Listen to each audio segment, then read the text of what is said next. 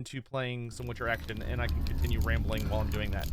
So, basically what happened was that when I made the video and I was writing the script, I genuinely was far more worried about how fun was the mod to play and like how solid was the gameplay.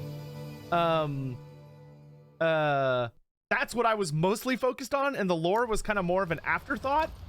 But I did some quick Googling, and when I Googled, it was like the only thing I could find that matched up with what they had done for the mod was the Warhammer Armies project. But I was like, oh, okay, like, you know, if you literally just Googled this real quick, that's the first thing that comes up. So that makes sense. That's what they would use for a mod. You know, that's unfortunate, but, you know, it happens. That's not what they did. That's not what they did at all. Instead, what they did is that they did very diligent, due diligent research. And game is a little too loud. Thank you. Let me fix that. Let me know if that's better. They did a lot of research and went into a lot of really old stuff. Now, granted, most of what they used is still a fan thing. Like, honestly, it's not any more canon or any more official than the Warhammer Armies project, but the Warhammer Armies project, I think, justifiably made them upset because it has a bit of a bad reputation when it comes to people that really care about the lore, because the guy who made it kind of just randomly threw a lot of stuff in there, so it's not really looked highly upon by people that care about the lore. So being compared to it, I imagine, was kind of like a slap in the face to them, which I am genuinely very sorry about that. However, the mod still isn't lore accurate at all, like even remotely. There are elements of it that are like the Boglars. They're right on the Boglars, and I'm wrong on the Boglars, like flat out. I was just wrong.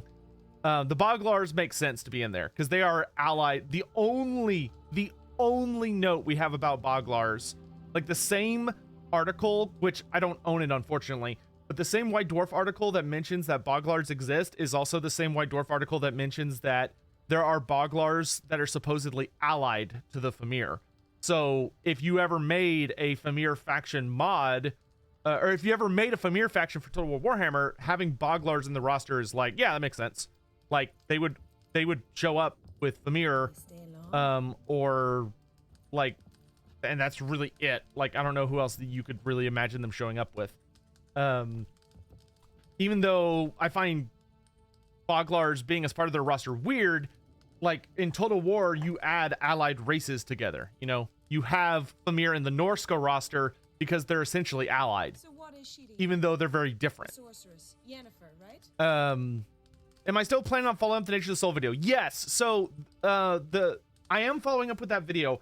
However, the follow-up video for the Nature of the Soul is not coming out until after the Lustria expansion releases for Warhammer Fantasy Roleplay 4th edition. Yeah, anyway, but I kind of want to make a follow-up video about what happened with the Famir video, because it was really interesting to read a lot of their, because the modders actually showed up in the comments and left quite a few comments. And like I don't know, it kind of opens a really interesting discussion about canonicity, about like what should and should not be considered canon. Like, when is something too old? When is something like, when could you consider something canon even if it's not official? And all that kind of stuff. It's like, it's kind of an interesting discussion, but I also don't know if I want to like feel like I'm trying to like attack them or something, because I'd rather give them as much space as I can.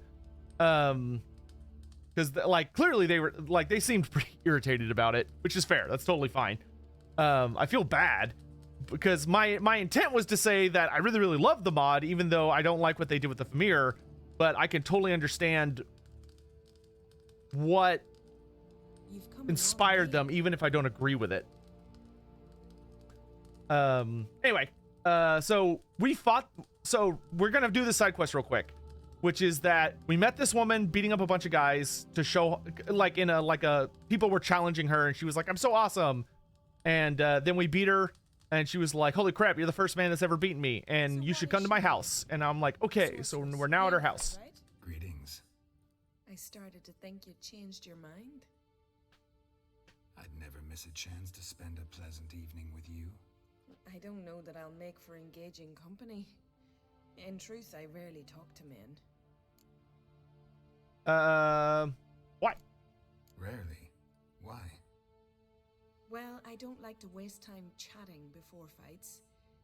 And after them, I've none left to talk to. Bunch of babies.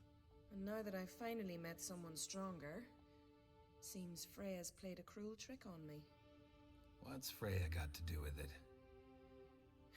I swore to the goddess that only he who bested me in battle would lie with me, Oh. take me as his wife, and give me children. Yeah, I can't do that.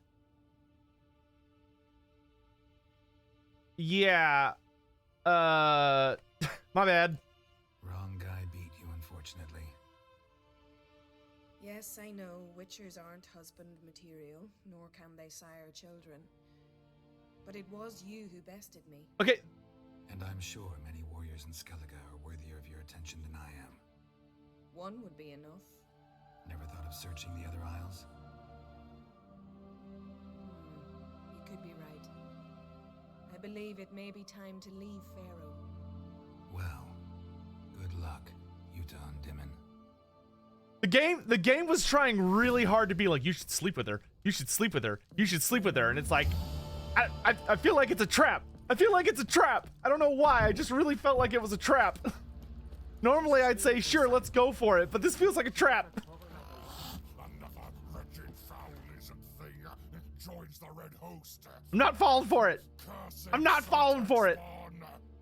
Missed the bonk session. It's okay. We've had plenty this playthrough. Hey, Hurls, thanks so much for the 6 months, dude. Yeah, and like, you know, I do agree that like, and I even mentioned as much in one of my responses to them, that like, it's great and all for them to be like, oh yeah, we based on really, really old lore, but like, if you're gonna include in your thing that like, our mod is super lore accurate, like we have a lore accurate mod, and that is like something we pride ourselves on, then you should probably include like what you mean by that specifically, because like, you know, I think most people, at least you know, I assumed, which granted, that's on me, I shouldn't have assumed, I should have messaged them. I really should have just, I could have saved myself all the trouble in the universe. Like I think they still would not have liked the video, but at least they would have been aware it was coming, because I still would have said the same thing. Like I still would have said that this video is not lore. I do not consider this video to be a lore accurate representation of the Famir. I consider this to be an inaccurate representation of the Famir. And a lot of this stuff does not fit properly. And I also think from like a mythological standpoint, there are quite a few things in here that don't jive properly. Like if the Famir are going to be the Irish Fomorians, that's fine. But like, you know, having a big character named Mother Skatok feels really lazy. Like that's like obnoxious level lore. Like I would get rid of that character. I am Talkard.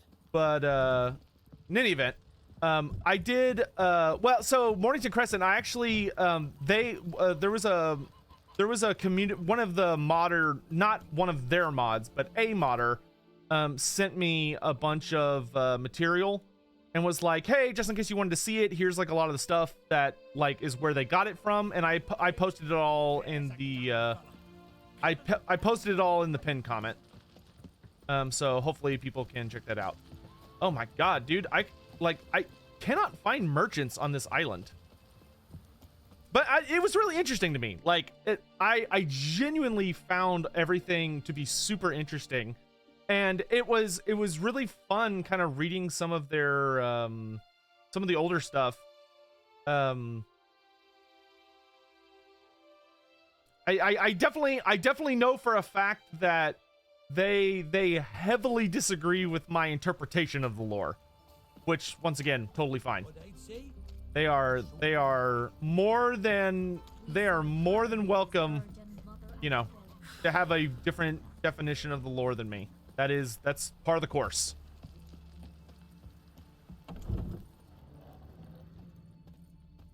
You're back. I'm in. Okay. Oh my god, this guy actually has money. Thank the Lord. I've been carrying around so much garbage because all the merchants have like 200 coins. God damn it, he's already out of money. The problem with doing all the nice missions now is I keep picking up a lot of stuff and then I can't sell it because nobody has enough money. Okay, that is way better though. We got rid of a lot of stuff. So long. Well, they're modders, not lore masters. Well, I mean, that's not necessarily a fair question. That's not really fair to say, though. Like, just because someone makes a mod, like, just because someone makes a mod doesn't mean they don't have a good understanding of the lore. Like, if anything, I would argue that, like, I would kind of expect them. So long. You know, like when you sit down and you like look at all the stuff that they gathered, like you could see they did some like crazy level research. Like they did the amount of research into that mod that I do going into my videos, my like actual lore videos. It's just that their understanding or their interpretation of what's fair game versus my interpretation of what's fair game are very different. So when I looked at it, I said, oh no, this is like completely wrong. And they were like, well, that's bullshit. Like, this is totally fine. And we also have different objectives. You know, my goal is to look at everything that I have and I'm trying to piece together like this great mosaic or great puzzle using everything available to me to make a cohesive whole that makes sense. Whereas for them, they're trying to fill in a roster. Like they're trying to go in there and figure out like how do I make a playable roster for a race that is very minor. And the answer is you gotta use everything you can find. Now onto a year. Hey, Holy Artist, thanks so much for the 10 months.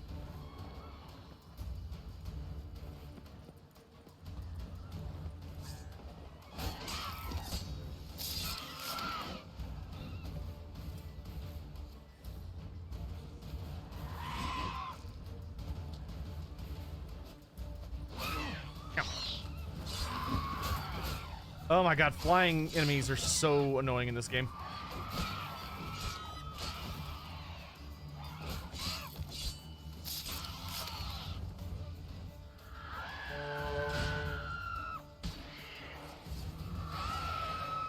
Oh, don't you scream at me, you harlot. Come on.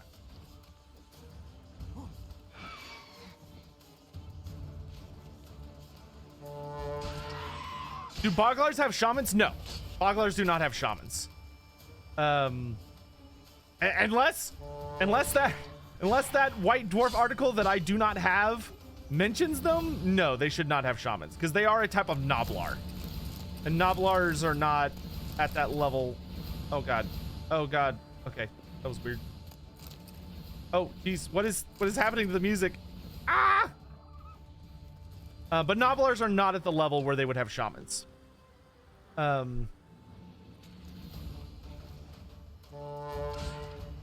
They are like they are the most diminutive type of greenskin next to only like Snotlings.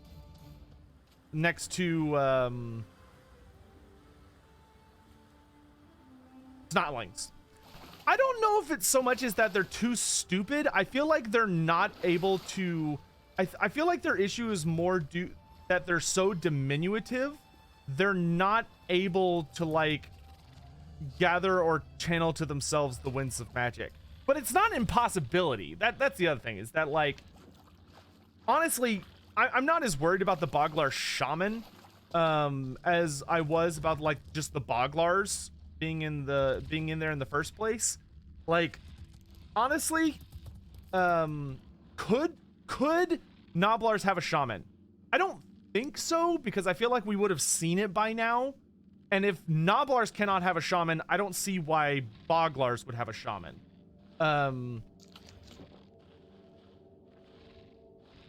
Now, you could argue that maybe the Boglars would end up having a shaman, because maybe since they weren't enslaved by the ogres, they ended up, since the Boglars were not enslaved by the ogres, they managed to like hold on to their original culture and therefore held on to some sort of process or knowledge that allows them to become shamans by channeling the power of whatever it is they believe in. Because like if you have forest goblins being able to worship the spider god, but then again, the spider god seems like it's a genuine deity of spiders that the goblins of the forest goblins managed to tap into, as opposed to like something the forest goblins themselves created, because there should not be enough forest goblins for it to be that powerful, you'd think. Which, if that's the case, then the Boglars wouldn't have a deity of their own, because though I guess they could worship a bog spirit though. Like you kind of get into some finicky stuff there. Like honestly, now that upon actually doing due diligence, I feel like the Boglars are fine. And the Boglar shaman it's a stretch, but it's fine. It's definitely a stretch, but whatever. Surprised the comments they left on the video were as somewhat civil as they were, because in the mod channel on their Discord server it's not too pleasant. Well, one of those I can read, and one of those they expect me to read, and the other one they probably don't expect me to read. Which is fair, because I'm not going to go into the modding den and like spy on them. You know, that's their space, that's their business. If they want to be pissed about it in there, that is totally fair game. But you know, I don't let people police how I talk about stuff. I'm not gonna say that I would do the same to them. Dude, what the hell's going on here? We've got like 2 statues. Interesting. Here for the Gwent gameplay? I think I've already finished all the Gwent gameplay, Professor Pone. Okay, now they're both shining. I feel like I'm supposed to interact with this somehow, but I'm not sure how. Because we've collected all the Gwent cards in the game. You're out? That's fair. That's fair. I would, come on, I would say the same thing. Ooh, mastercrafted feline. Goodies. Very cool. Oh, more statues.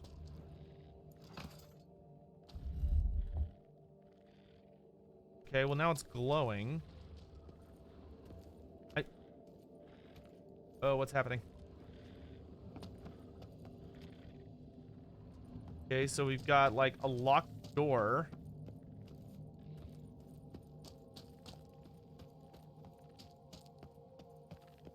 You'd like, yeah, maybe I could do that for tomorrow's video. Do a follow-up video, because that could be interesting. Oh wait, I can turn this one too. Oh geez, I can turn all of them. Oh man, this is like a legit. Okay, we gotta.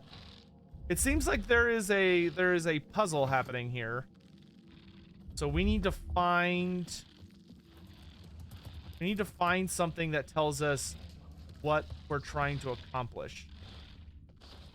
What is that horrible noise?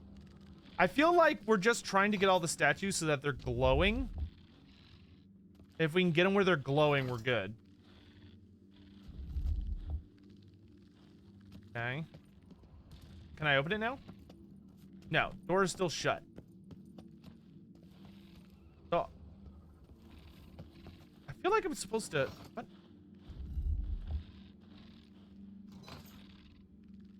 Roberto the Ancestor and Bishop of Cheddar, good to see you guys. Whoops, I didn't want to do that.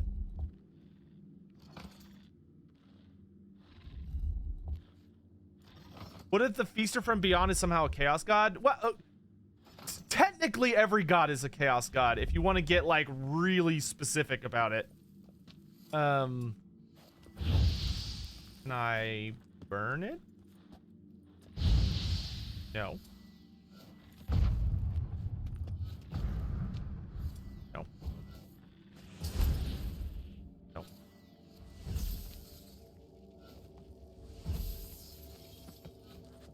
No. It almost seems like it's supposed to be holding something, but I can't interact with it other than that thing.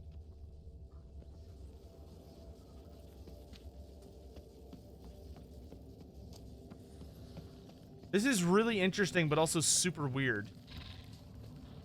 Oh, this one's facing the wrong way. Sure.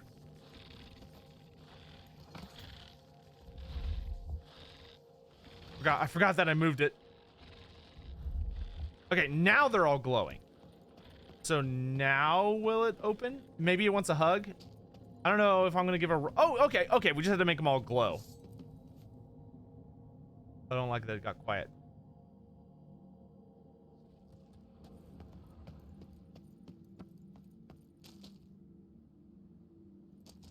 I don't like that it got really quiet. There was something like definitely shambling around.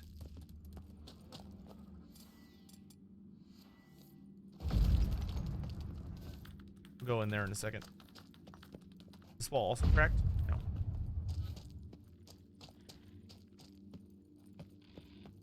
Hello? That's just loot. I guess whatever I'm hearing is above us. All right, that was cool, I guess. Fun little dungeon with decent loot. All right, cool. We're done here. That's weird. It counts this as a monster den, but there were no monsters. Though, watch, knowing my luck, I'm gonna like be going for the exit, so I'm just gonna pop out and like bite my ass in half.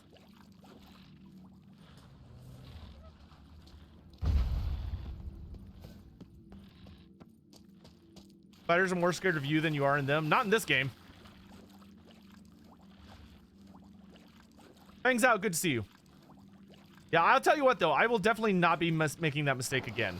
Like, if I'm going to do any more... Like, whenever I do a lore review for anything, if it's made by somebody else, I am going to reach out to them to make sure I understand what their, like... motivation is, or like what their logic behind it is, instead of just assuming. It was shitty of me to assume, and I will freely admit that. Like, I still would have given it a bad lore rating, but I could have at least I at least would have been able to explain in the video how by a different standard it is very lore accurate, but by my standard it is not. That's where I failed in that making that video.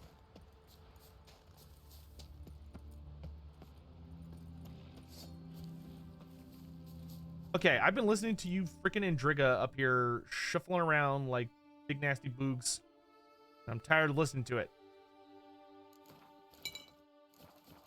Pone's staying for the ass biting content? Nice. How are you, Professor Pone? I miss you so much. How have you been? What's my stance on old lore that's never been updated? So, generally speaking, there are exceptions to every rule. But generally speaking, my process is that if it's older than 5th edition, ignore it. Like, if it's older than 5th edition, don't even bother reading it. It's not gonna be relevant. There might be like cool little things about it as far as like knowing where a character came from, or being able to see like the original implementation of an idea. But other than that, like as far as lore goes, you're not going to find anything of value that will make sense in the modern telling. If it's 5th edition or forward, 5th edition or more recent, then the way I view it is I will consider it canon, and so long as it has no conflicting lore and it also functions within the framework of the Warhammer universe as it is currently established. So like centaurs are a great example. Are centaurs still canonical? Yes. The reason centaurs are still canonical is because although they don't appear, and they seem to have either been wiped out or they're hiding or something, we actually have a specific mention of the centaurs still existing in 6th edition. And since 6th edition is more recent than 5th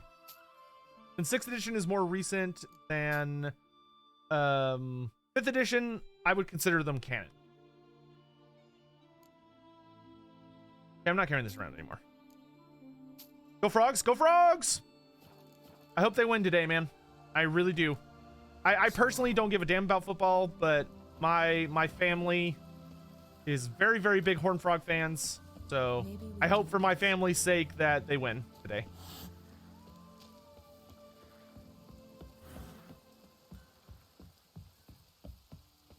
Thank you, Tit Warbler.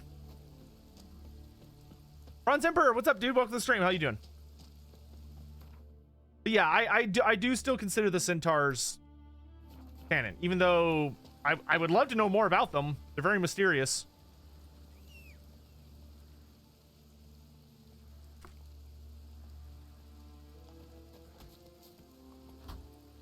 I will say, the other thing about, like, New York City is really fun.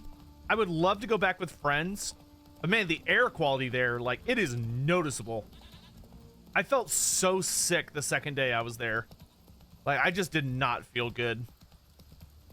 It was just like, all the time. The third morning, I actually felt fine. Like, I had adjusted. Here we go, Cyclops.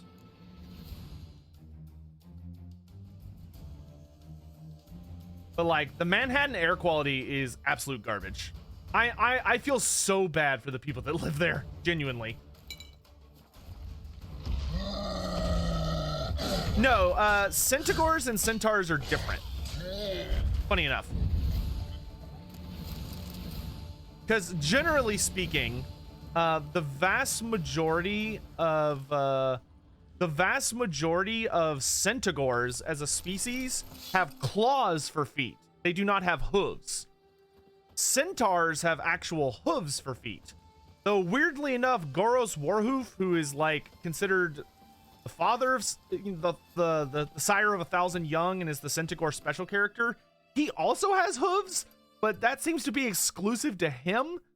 Also, centaurs are not a chaos worshipping species. They do their own thing.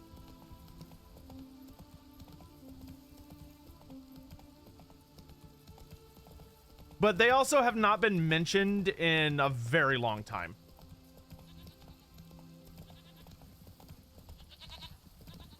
Like, I couldn't tell you where centaurs are native to. I have no idea.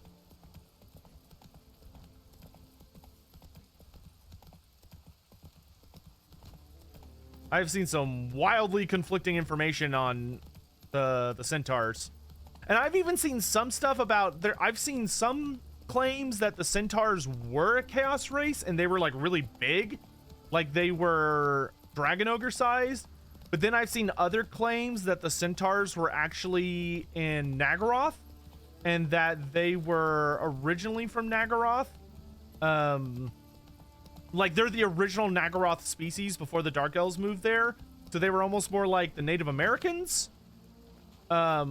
Which would actually be really, like, a Native American race in Warhammer Fantasy would actually be super badass.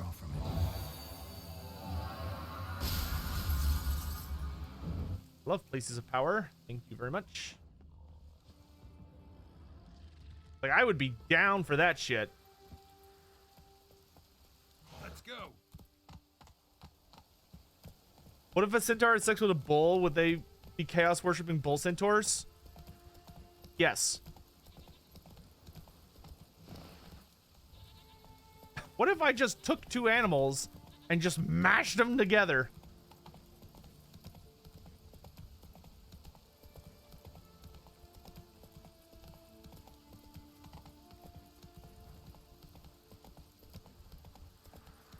All the questions are going to be about obscure races. Yeah, that's going to go great for me.